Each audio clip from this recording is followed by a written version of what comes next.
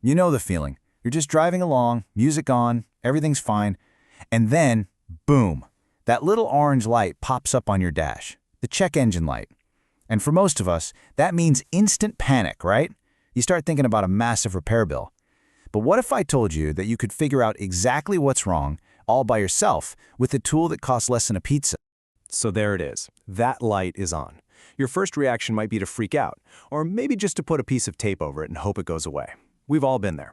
But there's a much better option, understanding what it's trying to tell you. We're going to demystify that light and put you back in the driver's seat. Literally. So what is this light actually saying? It's not just some random angry light. Think of it as a message, a text message, really, from your car's main computer. It's telling you that one of the dozens of sensors it's constantly watching has spotted something that's a little off. This is the start of a conversation. Okay, first things first. This is absolutely crucial. If the light is on and it's solid, your car is basically saying, hey, something's up, let's get it checked out soon. But if that light is flashing, that's your car screaming, pull over now. A flashing light usually means a major engine misfire is happening, which can literally melt your catalytic converter in minutes. And trust me, that is a very expensive fix. So remember, solid is a heads up, flashing is an emergency.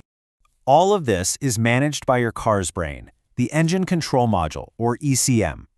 This little computer is constantly getting reports from sensors all over your car, oxygen sensors, engine temperature, throttle position, you name it. When one of those sensors sends back a reading that's out of whack, the ECM flags it, saves a specific error code, and turns on that light to get your attention. So how do we read that secret code from the ECM? Well, you don't need a fancy degree or a garage full of tools. You just need one simple and seriously cheap little gadget that lets you listen in on that conversation. Let's introduce you to your new favorite tool.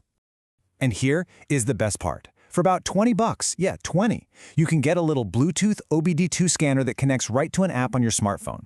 This tiny device plugs into your car and tells you the exact same code that a mechanic's $1,000 machine would. It's an incredible value. Now you might be thinking, okay, but will this work on my car?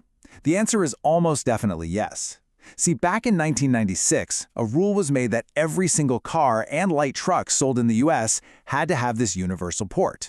It's called the OBD2 port, which stands for Onboard Diagnostics 2. It's the standard for basically every modern vehicle on the road. And using it could not be easier. Seriously, it's just 4 steps. First, find the port. It's almost always under the dashboard on the driver's side. Then, with the car totally off, you just plug the scanner in. Step 3, turn the key to the on position. Don't actually start the engine.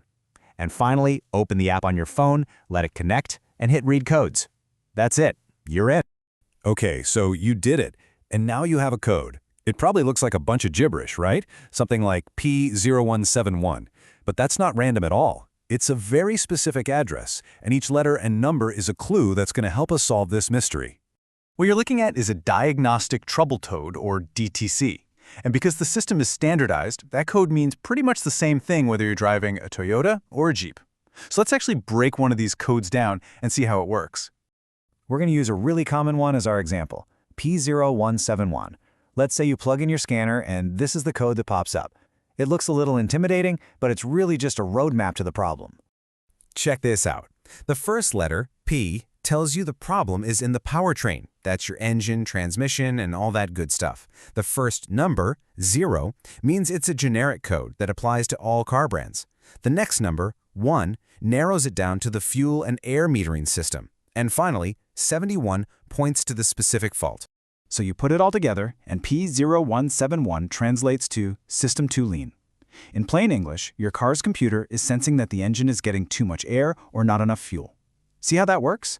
We just went from a scary, unknown light to a specific, understandable problem. Now that you can speak the language, let's talk about some of the most common things your car might be trying to say, because you'd be shocked at how often the fix is incredibly simple.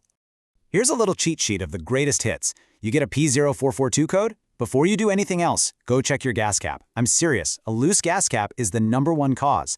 That P0171 System 2 Lean code we just talked about, a lot of the time it's just a small cracked vacuum hose. An engine misfire code, it could just mean it's time for some fresh spark plugs.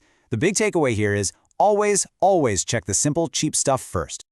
Okay, so having the code is a huge first step, but it is not the final answer. The single biggest mistake people make is getting a code for, say, an oxygen sensor and immediately running out to buy a new one. We need a smarter strategy than just throwing parts at the problem. I want you to burn this quote into your memory. A code is a symptom, not the diagnosis. Think about it. When you go to the doctor with a fever is the symptom. The diagnosis might be the flu or an infection. The code is the fever. Our job is to find the reason for it. So here's your 3-step game plan. First, research. Jump on Google and search for that code along with your car's year, make, and model. You'll find forums full of people who have had the exact same issue. They're your best friends. Second, look for TSBs, technical service bulletins. These are basically official notes from the car company about known problems. And third, and this is so important, just open the hood and look around. You'd be amazed what you can find, like a cracked hose or a loose wire, just by using your eyes. And this is the real power here. Maybe you do all this and realize the fix is bigger than you're comfortable with. That is totally fine. But now when you go to the mechanic, you're not walking in blind. You're walking in as an informed partner. You can say, hey, I'm getting a P0171 code. I've already checked the gas cap and looked for vacuum leaks. Can you start by checking the fuel pressure? You are now in control of the conversation and your wallet. So the next time that little light comes on your dash, try not to see it as a problem. See it as an invitation. It's your car starting a conversation, and now you know how to speak the language. You can turn that feeling of anxiety into a feeling of empowerment.